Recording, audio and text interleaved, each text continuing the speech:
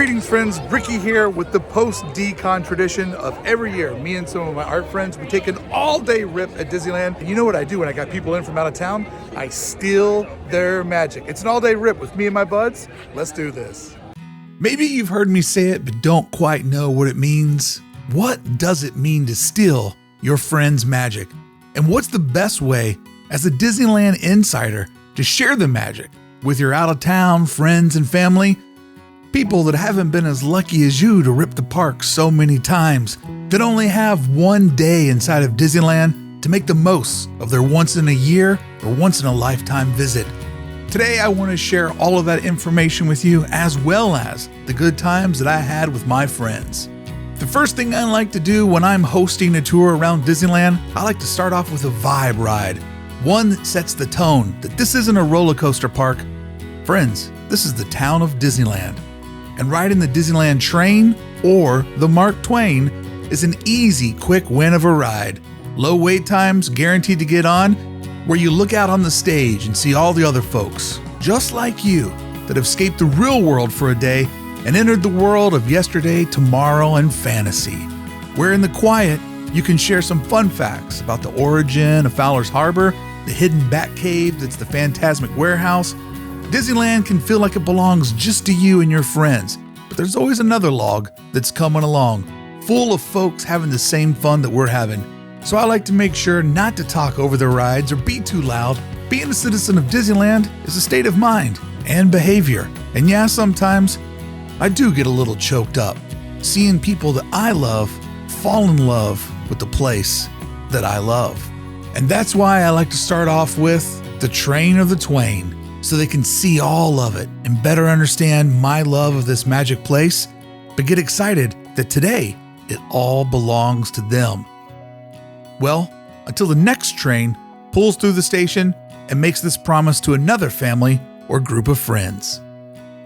We'll get to that stealing magic part in a minute, but first, let me show you how you make the toughest of men feel like little boys on Christmas morning.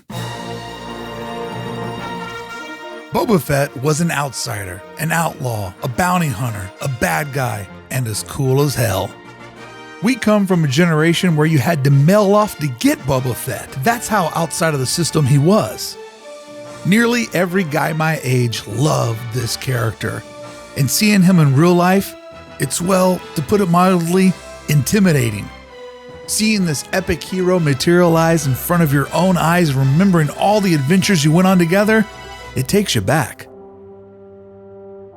Jeff didn't want to ask for a photo, so instead, he found his place, held his location, and waited for the perfect pic. I have memorized the Boba loop that he and Fennec Shan walk, put my bud in the right spot, and we had a photographer in position to take the casual, I don't want to ask for a photo with Boba photo.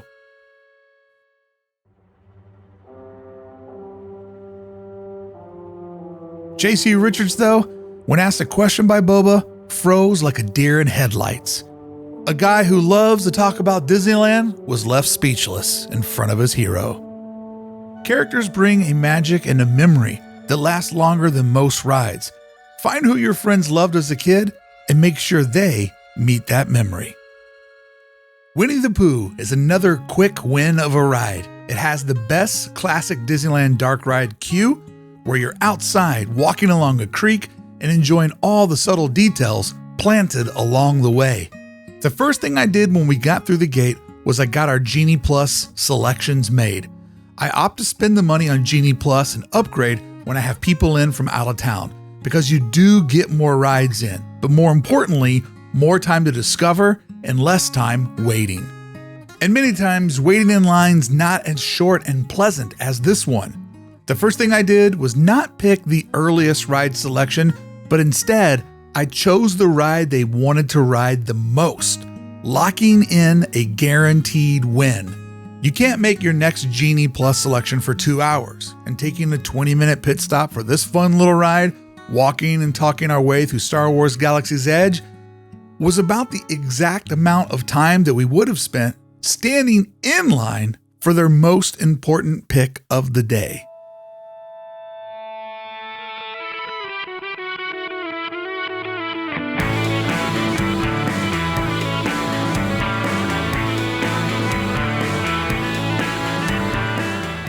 And let's be real, Act 2 of this dark ride is Disneyland's best acid trip. Move over, Alice. Pooh's got a trip wilder than you.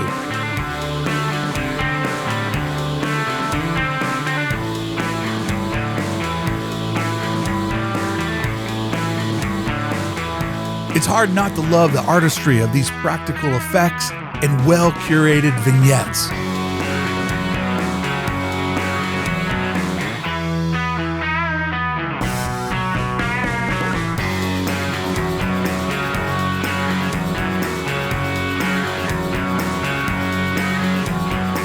And hey, just like Mr. Pooh, we got the munchies afterwards and headed over to Pooh's Corner, getting guilt-free treats that we know we're going to walk off today.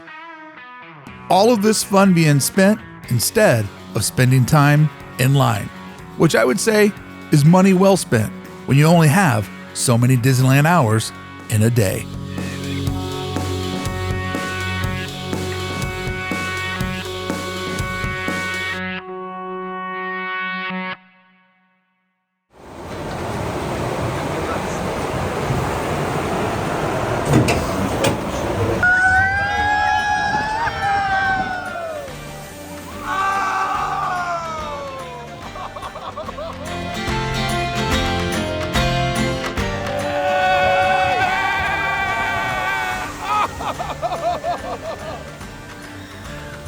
How we spent our next hour was discovering the treasures of New Orleans Square and its second greatest treasure. Yeah, I went there, Pirates of the Caribbean.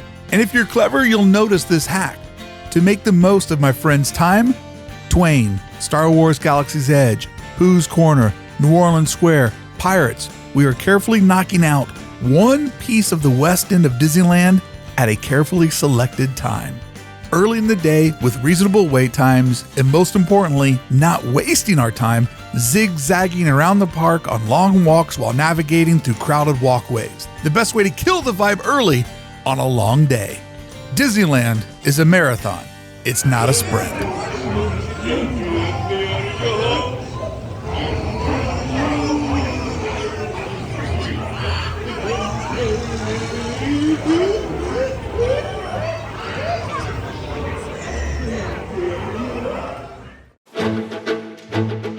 By selecting the gang's most important pick of the day and staying inside of that radius, we have been able to ride 3 attractions, get a couple of snacks, walk through Star Wars Galaxy's Edge, and observe it with all of their trained artistic eyes. And these guys are heavy hitters in the world of illustration.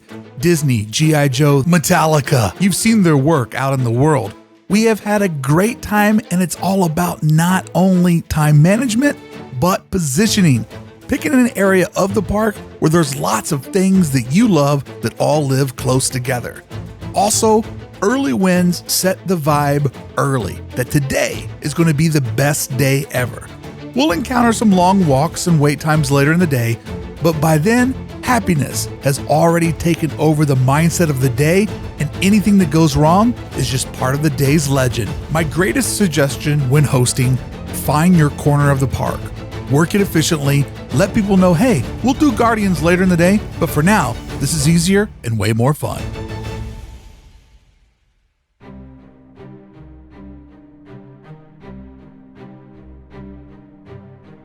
So by now, you may have guessed their number 1 pick was the Haunted Mansion and to experience its magical holiday overlay. Everything today has been building to this moment, and being able to lightning lane our way on the ride in under 10 minutes added to the magic of this experience. We have been able to go from thing to thing in nearly a constant state of exploration for hours now.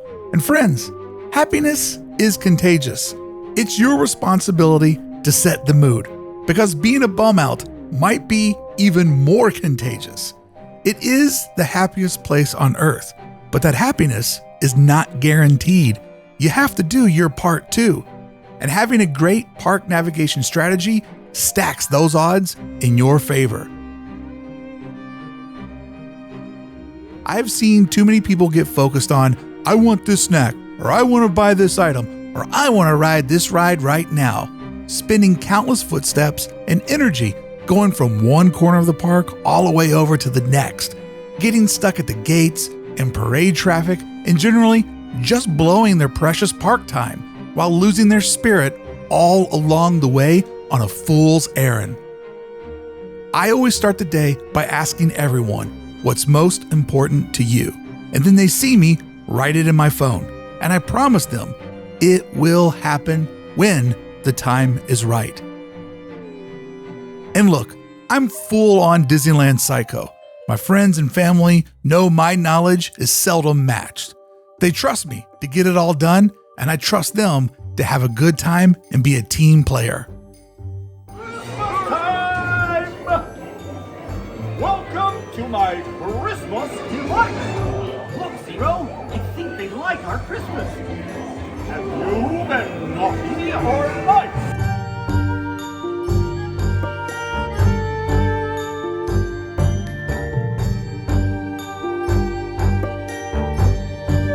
So my second biggest tip, make a plan. Let them know their goals of the day are in that plan, but also take charge. Disneyland is chaos. To try to come up with a group decision on the fly. Don't be a bully, but also don't waste time when you know the park the best and know how to make everyone's best day possible. Trust is earned. Now get out there and earn it, and don't burn away the daylight of the day.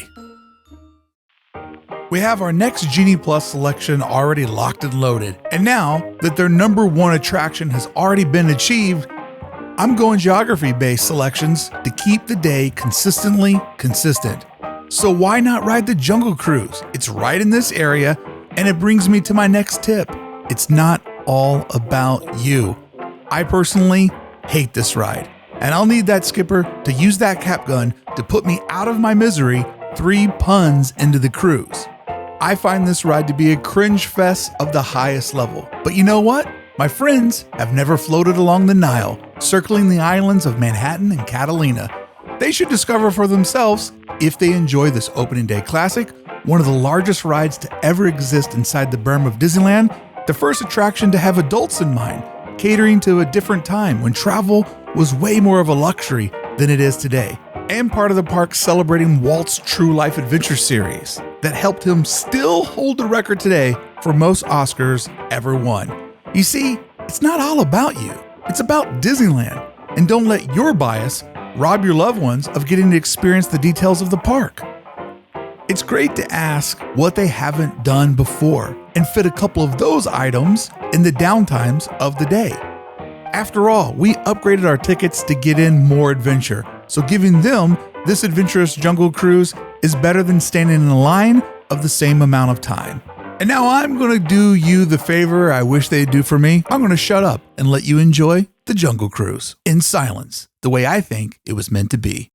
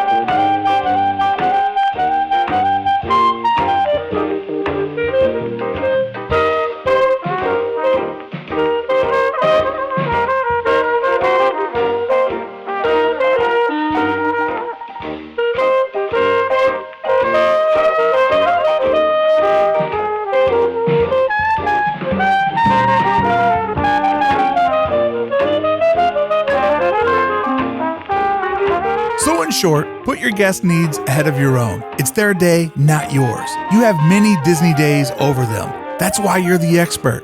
So let them have the full experience and learn their own worst rides list and not just inherit yours.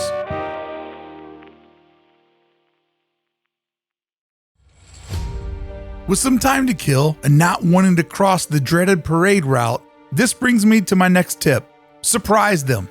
Don't tell them where they're going or what they're going to do next. Just say, "Oh, there's something over here that I want to show you."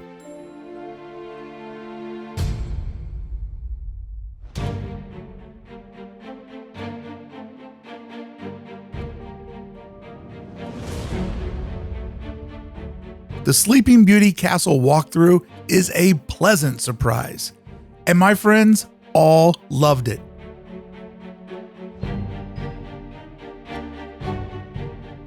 And had no idea they could actually go inside of the castle. Expert level magic moment achieved and unlocked.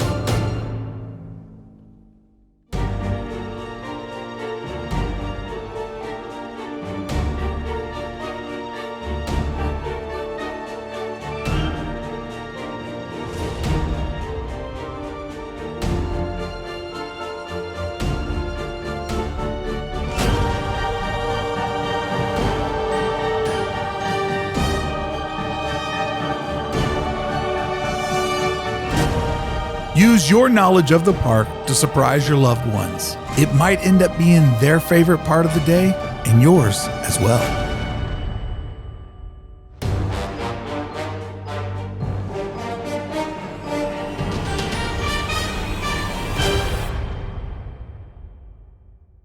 Time to make our way to Frontierland to make that next lightning lane happen. This next tip may sound weird, but anyone who's ever hosted at Disneyland knows with great power comes great responsibility. So let me be the one to remind you, remember to have fun. Don't let the stress and the schedule weigh you down. Your friends don't know what they don't know, and they definitely don't know what you know. So don't let a couple of missed moments ruin your fun. It's your Disneyland trip too. Make the most of it.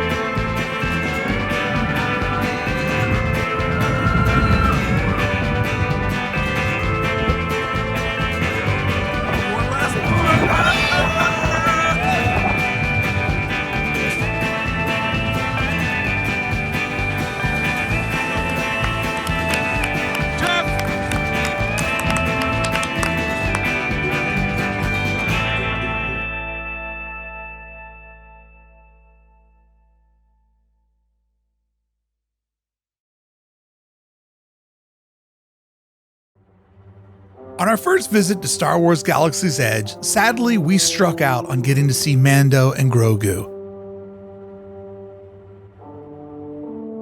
Everyone, being a huge Star Wars fan, seemed a little bit bummed out.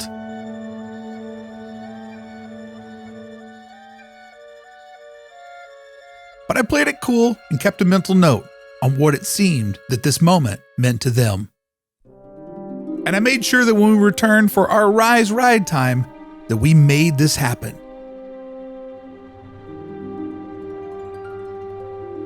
This tip: listen to your team, be flexible with your schedule, and try your hardest to make their Disneyland dreams come true. And getting to see this little bundle of green joy made all of us very, very happy, including myself. He's just so cute.